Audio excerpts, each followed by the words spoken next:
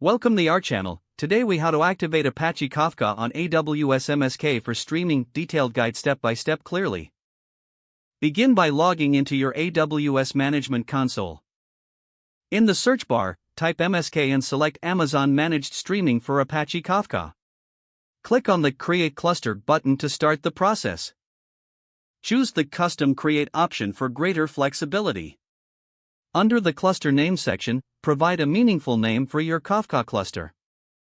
Select the desired Kafka version from the drop-down menu.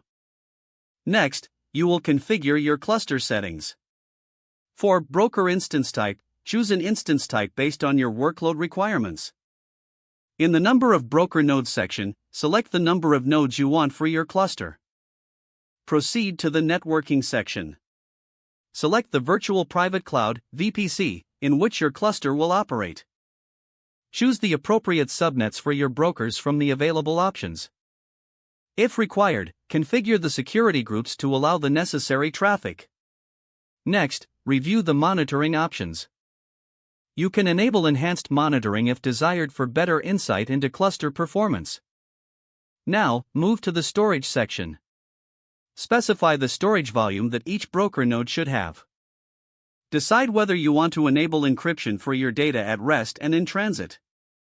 Review the tags section to add any relevant tags for resource organization. Check the final summary for your cluster settings. Once you've confirmed all details are correct, click the Create Cluster button. After a brief period, your MSK cluster will be created. Monitor the status of your cluster until it shows as active. Now, you will need to set up your client applications to connect to the cluster. Download and install the necessary Kafka client tools. Ensure you have the required access permissions to the VPC. Use the cluster's Bootstrap broker's endpoint for your client configuration. Make sure any required authentication and access controls are properly configured. Now you can begin producing and consuming messages using your Kafka client. Test the setup by running a simple producer and a consumer application. Don't forget to like this video and subscribe to our channel for more step-by-step tech guides.